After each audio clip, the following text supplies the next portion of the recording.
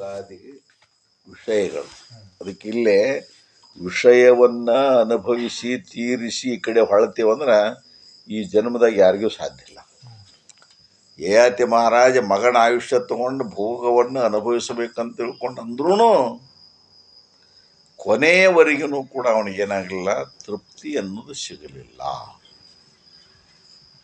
ಅಗ್ನಿಗೆ ಹಂಗೆ ದಾಹಕ ವಸ್ತುಗಳನ್ನು ಒದಗಿಸಿ ಹಂಗೆ ಪ್ರಜ್ವಲಿತವಾಗಿ ಪ್ರದೀಪ್ತವಾಗ್ತದೆ ನೋಡು, ಹಂಗಿದು ಪ್ರದೀಪ್ತವಾಗ್ತದೆ.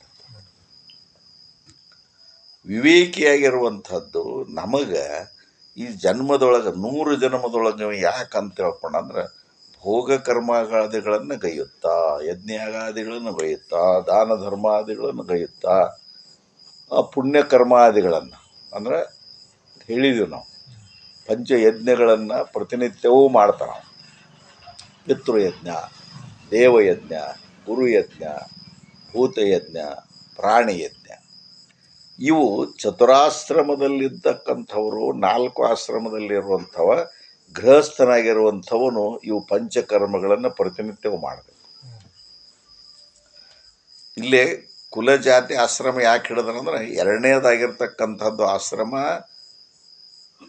ಗೃಹಸ್ಥಾಶ್ರಮ, ಮೊದಲನೆಯದು ಬ್ರಹ್ಮಚರ್ಯಾಶ್ರಮ, ವಿದ್ಯೆ ಸಂಪಾದನೆಗಾಗಿ ಮಾತಾಡ್ತದೆ.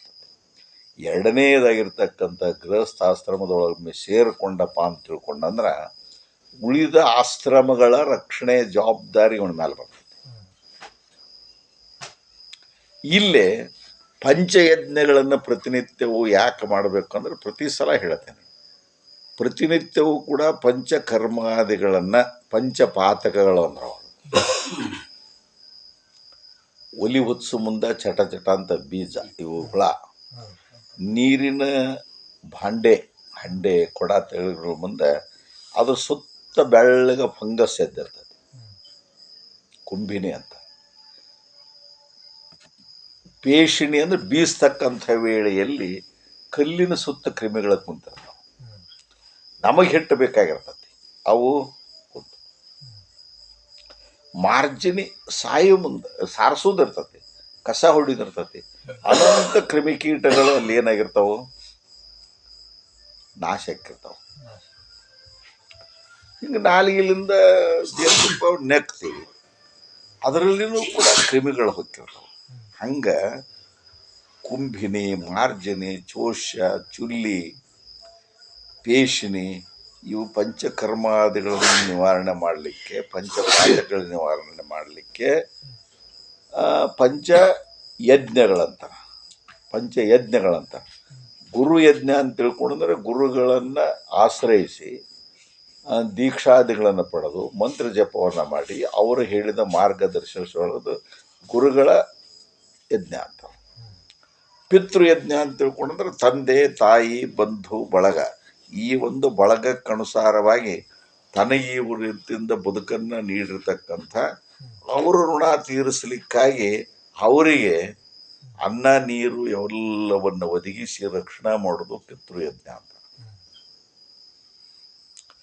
ಭೂತಯಜ್ಞ ಅಂದರೆ ಬದುಕಲಿಕ್ಕೆ ಬೇಕಾಗಿರ್ತಕ್ಕಂಥ ಪಂಚಭೂತಗಳು, ನೆಲ, ನೀರು, ಗಾಳಿ, ಬೆಂಕಿ, ಆಕಾಶ, ಇವುಗಳಲ್ಲಿ ವ್ಯತ್ಯಯ ಮಾಡದಂಗೆ ಇವುಗಳನ್ನು ಸರಿಯಾದ ರೀತಿಯೊಳಗೆ ಬಳಕೆ ಮಾಡಿಕೊಳ್ಳೋದು ಭೂತಯಜ್ಞ. ಪ್ರಾಣಿಯಜ್ಞ ಅಂತ ತಿಳ್ಕೊಂಡು ಬರ್ತದೆ. ಪ್ರಾಣಿಯಜ್ಞ ಅಂತ ತಿಳ್ಕೊಂಡಂದ್ರೆ ನಮ್ಮ ಬದುಕಿಗೆ ಬೇಕಾಗಿರುವಂಥ ವೇಳೆಯಲ್ಲಿ, ಇವತ್ತೊಬ್ಬ ರೈತ ನಾನಿದ್ದೇನೆ, ಹೊಲವನ್ನು ಉತ್ತಲಿಕ್ಕೆ ಬಿತ್ತಲಿಕ್ಕೆ ಎತ್ತುಗಳನ್ನು ಬಳಸ್ಕೊತೀವಿ. ಆ ಎತ್ತುಗಳನ್ನು ಕೊಡಬೇಕಾಗಿತ್ತಂದ್ರೆ ಆಕಳುಗಳು ಅವಶ್ಯವಾಗಿ ಬೇಕು. ಆ ಎತ್ತುಗಳನ್ನು, ಆಕಳುಗಳನ್ನು ಅನ್ನ ಅಂದರೆ ಮೇವು, ಹೊಟ್ಟು, ನೀರು ಕುಡಿಸಿ ಆರೈಕೆ ಮಾಡಿ ಆ ನಿನ್ನ ಬದುಕಿಗೆ ಬೇಕಾಗುವ ಸಹಾಯ ಮಾಡ್ತಕ್ಕಂಥ ಈ ಪ್ರಾಣಿಗಳನ್ನು ಪೊರ್ದಿದರನೆಂದು, ನಿನ್ನನ್ನು ಆಶ್ರಯಿಸಿರ್ತಕ್ಕಂಥದ್ದು ಮನುಷ್ಯರಷ್ಟೇ ಅಲ್ಲ, ಈ ಪ್ರಾಣಿಗಳು ನಿನ್ನನ್ನು ಆಶ್ರಯಿಸಿದವು, ನಿನ್ನ ಬದುಕಿಗೆ ಹಗಲು ರಾತ್ರಿ ಶ್ರಮಿಸ್ತವೆ. ಅವುಗಳಿಗೆ ಬೇಕಾಗಿರುವಂಥ ಮೇವು ಇವುಗಳನ್ನು ಕೊಟ್ಟು ಆ ಪ್ರಾಣಿಗಳು ನೆಮ್ಮದಿಯಿಂದ ಬದುಕುವಂಥ ವ್ಯವಸ್ಥೆಯನ್ನು ಮಾಡ.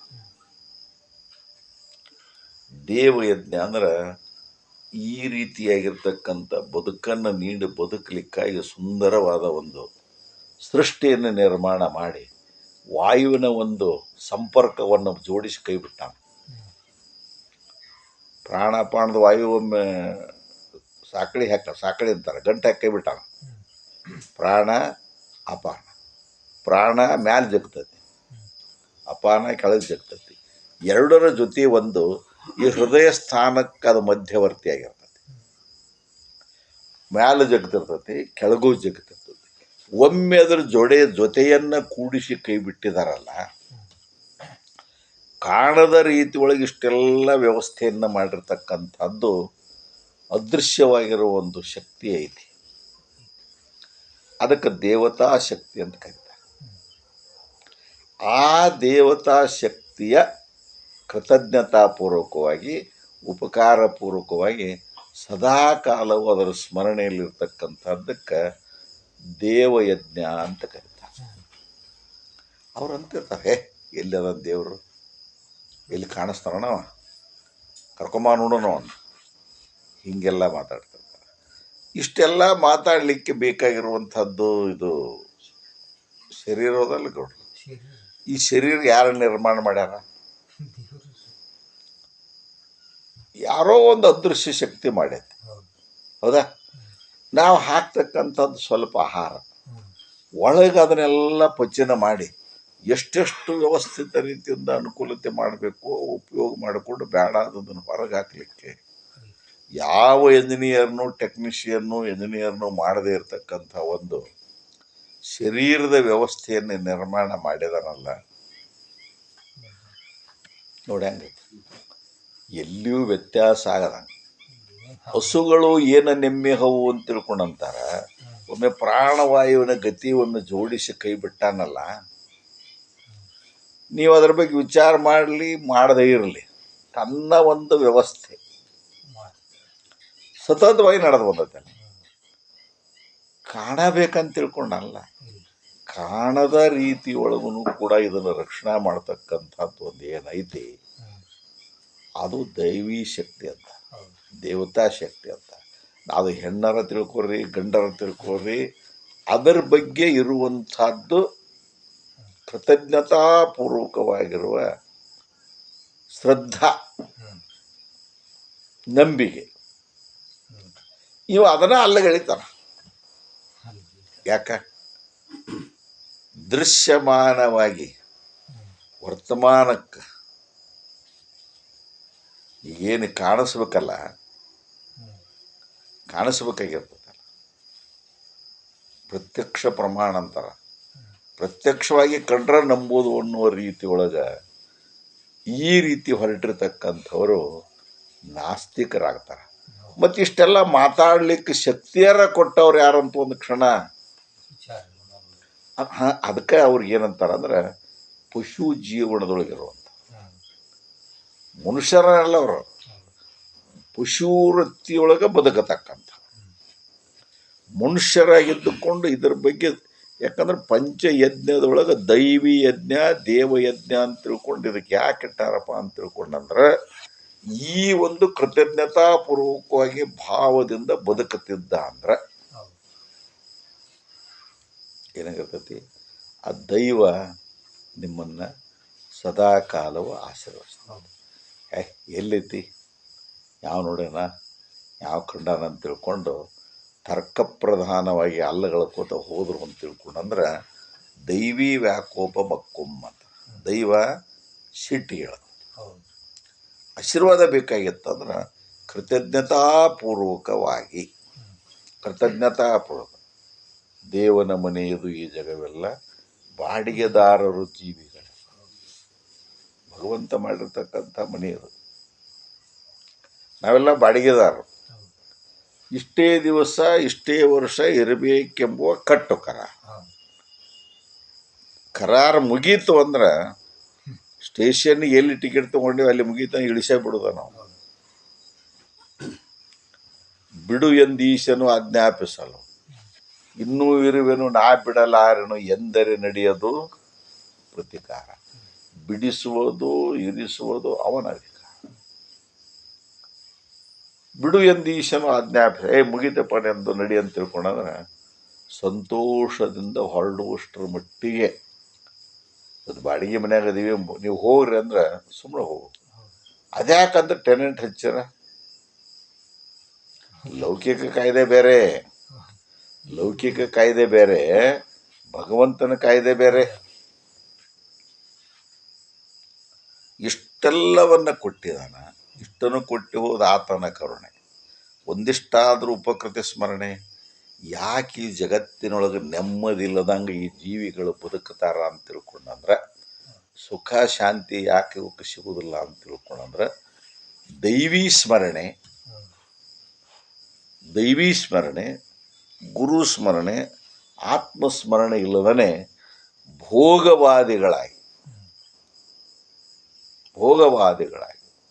ಯಾವ ಜೀವಂ ಸುಖಂ ಜೀವೇತ್, ಇರೋ ಮಟ್ಟ ಸುಖದಿಂದ ತಿನ್ನೋನು ಇರೋನು, ಸಾಲ ಮಾಡಿರೋ ತುಪ್ಪ ಕುಡಿಯೋನು.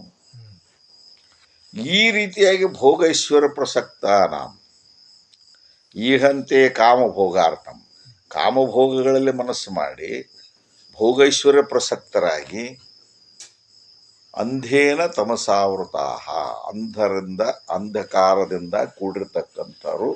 ಅಸೂರ್ಯ ನಾಮತೇ ಲೋಕ, ಸೂರ್ಯನು ಇಲ್ಲದೆ ಇರ್ತಕ್ಕಂಥ ಅಂಧಕಾರ ಲೋಕದೊಳಗ. ಅಂದ್ರೆ ಬೆಳಕು ಅನ್ನೋದೇ ಗೊತ್ತಿಲ್ಲ, ಅಂದ್ರೆ ಜ್ಞಾನ ಅನ್ನೋದೇ ಗೊತ್ತಿಲ್ಲ, ಧರ್ಮ ಅನ್ನೋದನ್ನೇ ಗೊತ್ತಿಲ್ಲ, ನ್ಯಾಯ ಅನ್ನೋದನ್ನೇ ಗೊತ್ತಿಲ್ಲ, ನೀತಿ ಅನ್ನೋದನ್ನೇ ಗೊತ್ತಿಲ್ಲ. ಈ ರೀತಿಯಾಗಿ ಭೋಗವಾದಿಗಳಾಗಿ ಬದುಕತಕ್ಕಂಥ ಬಹಳಷ್ಟು ಜನ ಅದ. ಅವರಿಗೆ ಪಂಚಯಜ್ಞಗಳನ್ನು ಗೃಹಸ್ಥನಾಗಿರುವಂಥವನು ಪ್ರತಿನಿತ್ಯವೂ ಮಾಡಬೇಕನ್ನೋದು ಗೊತ್ತಿಲ್ಲ. ಈ ಒಂದು ಪಂಚಪಾತಕಗಳು ಇವೆಲ್ಲ ಕರ್ಮಗಳು ಅವನಿಗೆ ಅಂಟುಕೊಳ್ತಾವಂತ ತಿಳ್ಕೊಂಡವಂದ್ರೆ ಗೃಹಸ್ಥ ಜೀವನದೊಳಗೆ ನೆಮ್ಮದಿ ಯಾಕೆ ಇಲ್ಲದಂಗೆ ಆಕ್ಕೈತಿ ಅಂದ್ರೆ,